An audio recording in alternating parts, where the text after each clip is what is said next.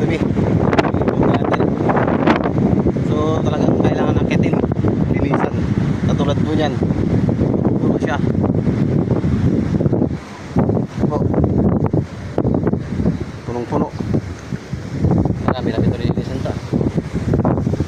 Yan, meron na kayong halaman dito sa taas. Tingnan niyo po kung gaano karami, oh. Kapal. Kung gaano kakapal yung dumi.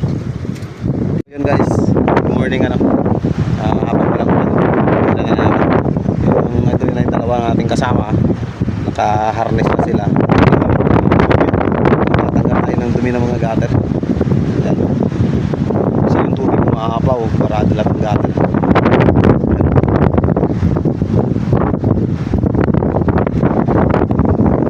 Dito yun sa resort, sa Iraya. Higpitan mo ang hawak mo sa lubid.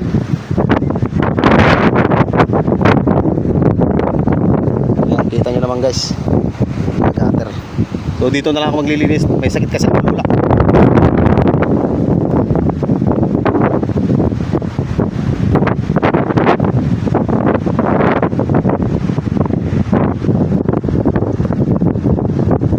Si Buboy, si Iging, sila lang yung dalawang applicable na umakyat at ako yung may sakit na lula.